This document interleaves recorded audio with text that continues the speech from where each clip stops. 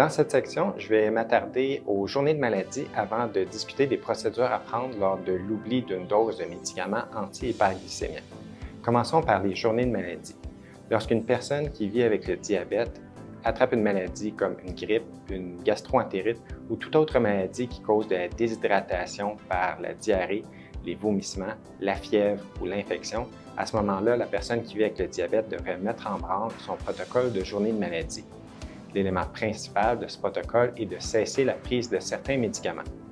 Les médicaments à cesser lors d'un épisode de maladie sont la metformine, nommée glucophage ou Glumetza, les médicaments sécrétagogues de l'insuline, c'est-à-dire le glimépiride ou l'amaryl, le gliburide ou Diabeta, le glyclaside, nommé Diamicron ou Diamicron MR, et le répaglinide, nommé Gluconor. Il faut aussi cesser la prise des médicaments qui sont les inhibiteurs du SGLT2, c'est-à-dire la canagliflozine ou Invokana, la dapagliflozine ou Forxiga et l'empagliflozine ou Jardiance. Il faut aussi cesser la prise des médicaments qui sont des médicaments combinés contenant un inhibiteur du SGLT2. Ces médicaments sont vendus sous les noms Zygduo, Invocamet et Synjardy. Si vous prenez l'un de ces médicaments, votre équipe de soins devrait déjà vous avoir proposé de cesser la prise de ces médicaments pour une période de 48 à 72 heures lors d'un épisode de maladie qui cause la déshydratation. Tous ces médicaments peuvent avoir des effets néfastes chez la personne qui est déshydratée.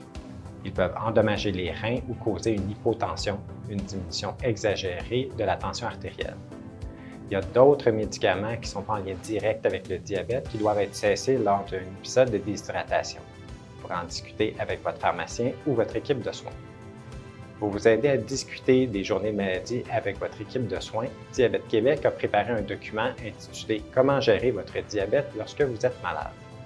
Vous pouvez vous procurer ce document en utilisant le lien de téléchargement qui se trouve dans la description de cette vidéo. Maintenant, il peut arriver qu'on oublie de prendre une dose de médicament. Ici, je vais discuter des choses à faire lorsqu'on constate l'oubli de la prise d'une dose de médicaments anti-hyperglycémiens. Pour la plupart des médicaments, si on constate l'oubli près du moment où on ferait habituellement son injection ou du moment où on prendrait le médicament, on peut le prendre tout de suite. Cependant, pour certains médicaments, c'est-à-dire l'acarbose ou glucobé, l'exenatide ou Byetta, le lixisénatide ou Adlixine et le sémaglutide oral, nommé Rybelsus, peu importe le moment où on constate l'oubli, on attend le prochain moment prévu de prendre l'un de ces médicaments pour le prendre. En aucun cas, on va prendre une double dose d'anti-hyperglycémiens pour compenser une dose qui aurait été oubliée. Pour les classes de médicaments que sont les inhibiteurs de la DPP4 et les inhibiteurs du SGLT2, on a une marge de manœuvre qui est un petit peu plus grande. On a jusqu'à 12 heures pour constater un oubli et prendre le médicament. Si on a dépassé les 12 heures après le moment habituel de la prise d'un de ces médicaments, bien on attend au prochain moment habituel pour prendre la dose. Enfin, pour le sémaglutide nommé Ozempic, c'est un médicament qui est injecté une fois par semaine. Dans le cas de ce médicament, on a jusqu'à 5 jours pour constater l'oubli et procéder à l'injection. Au-delà de 5 jours, on va plutôt attendre le prochain moment, la prochaine journée qui avait été discutée avec le médecin pour procéder à l'injection au jour et à l'heure qui avait été prévue.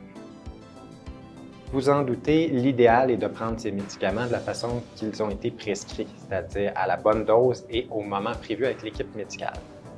Règle générale, la gestion du diabète est un peu simplifiée chez les personnes qui ont un horaire typique, c'est-à-dire un horaire de jour avec 3 repas, un déjeuner, un dîner et un souper. Si cet horaire typique ne correspond pas à votre horaire, discutez-en avec votre équipe de soins. Il y a presque toujours des façons d'organiser la prise des médicaments pour qu'elles conviennent à votre situation plutôt que l'inverse.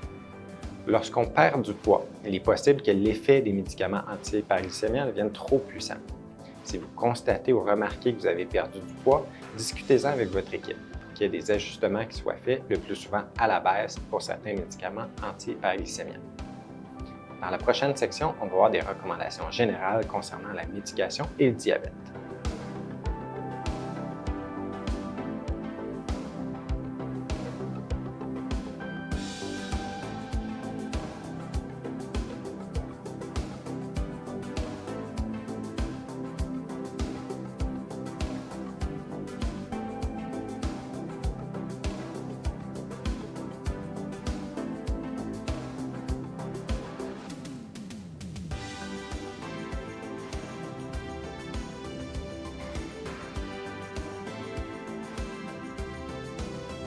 Connaître le fonctionnement de ces médicaments et les effets secondaires possibles permet de mieux prédire les effets que les médicaments auront sur vous. Ce cours se voulait un aperçu de la médication qui est actuellement utilisée en gestion du diabète. Pour mieux connaître les médicaments que vous utilisez, c'est votre pharmacien qui sera votre meilleur conseiller. À cet effet, je vous encourage à bâtir une relation avec votre pharmacien. Au fil du temps, il connaîtra mieux votre dossier et vos habitudes. Il pourra donc vous donner des conseils encore mieux adaptés à votre situation. Enfin, avant d'acheter un médicament ou un supplément en vente libre, assurez-vous d'en discuter avec votre pharmacien. Il se peut qu'il y ait des particularités à tenir compte selon votre condition médicale. Cette activité éducative a été rendue possible grâce à un soutien financier de Roche Soins du diabète, une division de Hoffmann-La Roche Limitée.